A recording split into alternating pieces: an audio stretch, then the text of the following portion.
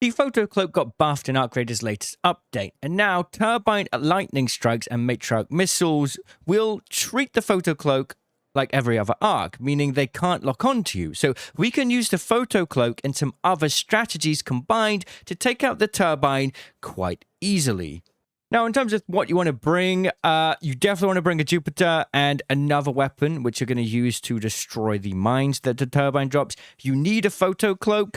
Zip lines is also very crucial, and 2 deadlines. Now, you could bring an additional deadline, but I think that's a bit overkill, and you'll see later why.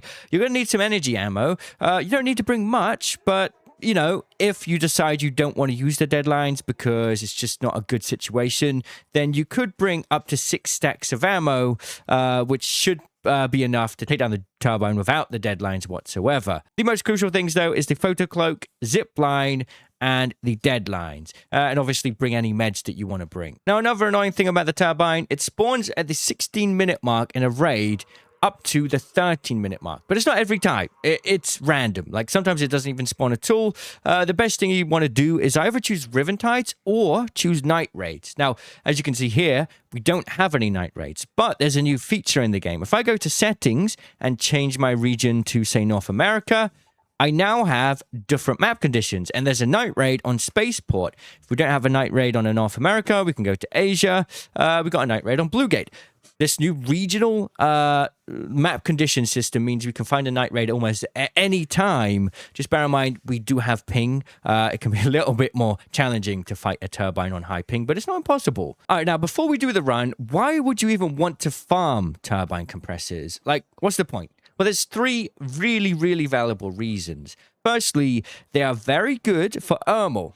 Whether you want to buy things like this amazing Extended Media Mag 3 blueprint, or you want to get the Expedition Vault or the Stash expansion, Turbine compressors are a really effective way to do it. Because the annoying thing about Ermal is you have to commit a whole 200,000 at one time to get the Expedition Vault or Stash expansion, right? You can't do it bit by bit, which means you need to store these things in your inventory, which means you're limiting yourself on stash space. A single stack of Turbine compressors is 15,000 in value, which is more than a Matriarch reactor or Queen core.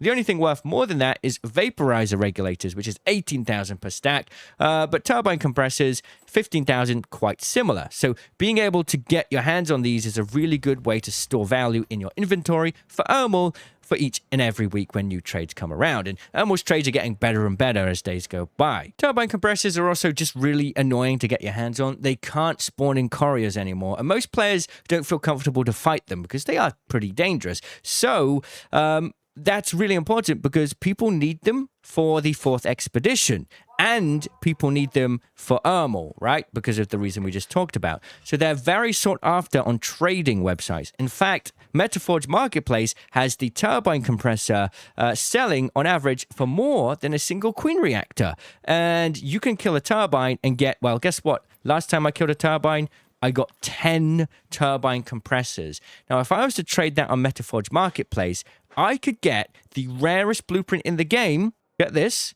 It would only cost me 6 Turbine compressors, which would leave me 4 more to go and buy whatever else I want. So in terms of trading value, these are the most valuable items in the game that you can get your hands on. So let's jump into the run. Right, once we reach around 18 minutes on the clock, what we want to do is clear out the spawns for any flying arc. So we want to kill out the Rocketeer, the Vaporizer, maybe even the Leaper if it's in the way. It's just going to save us time later and really help us stop dealing with a bit of a headache. Because if the Turbine lands right next to a Rocketeer or a Vaporizer, I mean, it's just a pain. It really slows you down, and time is of the essence. The closer we kill this to the spawn of the... what is that there? Okay. Well, that's on. No, it's only 18 minutes. Yeah, the closer we kill the flying arc to the spawn of the Turbine, the better. Because they'll respawn every 8 minutes or so. So if we kill this Rocketeer now, it will be dead until like 10 minutes on the clock. And hopefully by then, the experience with the Turbine will be very easy. There won't be anything getting in the way. We've got an angry one. But bearing in mind, we've got to be very careful that we don't, use too much of our meds here or anything of the sort.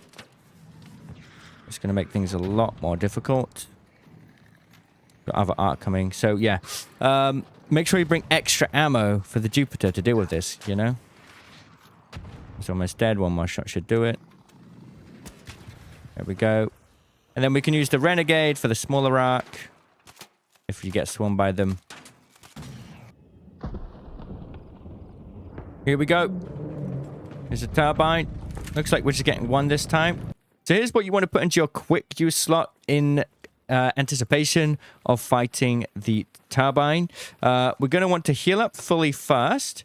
And we're going to want the Photocloak ready. We don't necessarily need the shields right now or the stims. We're going to want the zipline. And we're going to want 2 deadlines. You could swap out that like this if you want to. Makes it a little bit easier. Just prep your quick use first so that you are ready for the situation. Because otherwise you're going to get yourself in a bit of a pickle. Get a feeling for where they are in the quick use slot so you don't get messed up there. That can really screw you up, right? It's on the hill. This is interesting. So we're going to want to find a piece of cover that we can play from. And from there, we're going to want to try and get a zip line towards it. But we need to clear the path of all the mines first. So, like I said, we need to put in... I mean, that would work. If you want quick healing, honestly, healing is going to be more important than shields. To be honest, so yeah, this is okay. So... we got, let's see if we can get an angle on this. Where is it? Kind of an interesting spot for this, really. We got this rock here. This will do. This rock is enough of a piece of cover in terms of staying hidden. In fact, we might be able to walk a little bit closer here. So if you see these mines...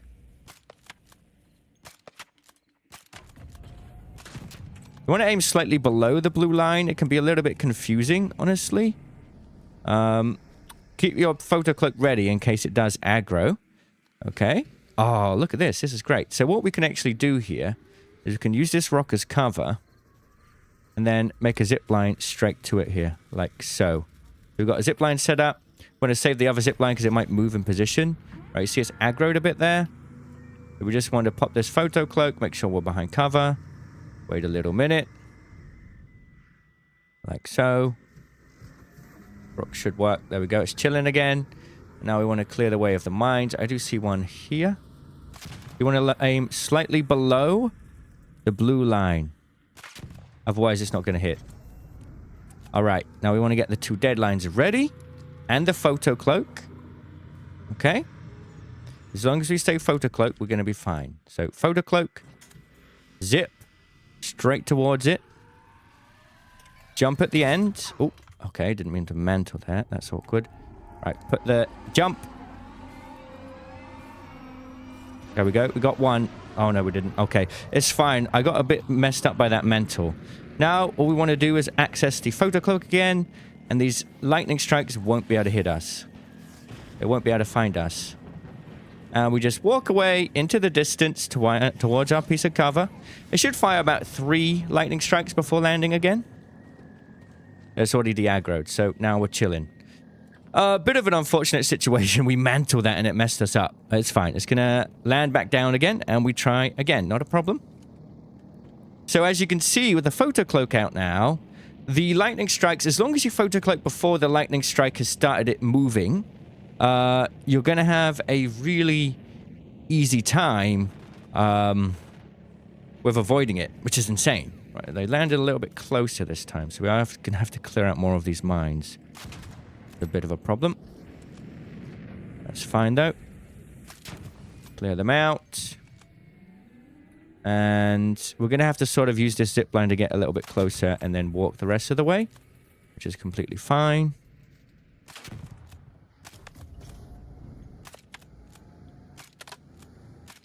Just aim a little bit below the blue light. Be a little bit tricky sometimes because you can't really see the visibility. Make sure our Photocloak is ready. And we'll move up to this rock here. We might be able to chill by this rock for a second. Like right here. Yeah, this will do. Now we just wait for our Photocloak to charge again. And we just gotta basically run towards it, photocloak it, jump, and press it on the yellow part. This is quite hard, but it can be done. Okay, so here we go. Right, get close, and then put the deadline out. There we go, we got it. Now we can just put this one. Okay, that's fine. Sometimes we can't. Remember, get the photocloak ready. It is going to start zapping. And the lightning strike won't know where to go. Make sure you don't walk into it. There'll be another lightning strike. There we go. And there might be another. At this point, we're out of the way anyway. It's still aggroed. Dodge. One thing you can do is dodge right out of the line of the missile if it comes. It's still aggroed, so we're going to have to do that now. Dodge. Like so. Okay, it's firing another one. Wait for it. Dodge. Okay, we've got to wait for it to de-aggro now. It's a little bit mad. Let's see. So you got two methods of avoiding it now. The photocloak, just the lightning strike won't even go towards you. Or you wait at a distance and wait for it to hit the ground and then dodge backwards. And that will usually do it quite well. Right, it's now blue, so it's going to be landing again. It has moved position. We've only got one zipline left, so we've got to be a little bit cautious of how we're going to play this now. Also, bear in mind where the final extract is. That's going to save you time later and stop you getting in a bit of a panic. So let's have a look at what kind of cover we're dealing with here. We have some cars. Okay, this is good. We can use this wall. Oops. Okay, let me just pop a stim real quick. Make sure this is ready again, like so. Get the zip line and see if we can get as far as possible about there. That's pretty good. Okay, now we're just going to go back to this wall and shoot out any of the mines that we can see.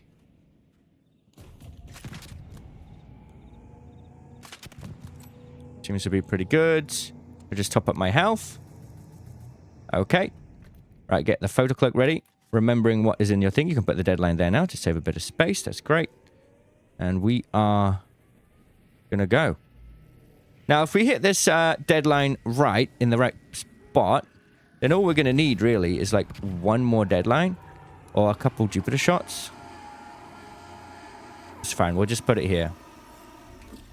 It's much nicer to get that final shot on the yellow part, but if not, it's not entirely important.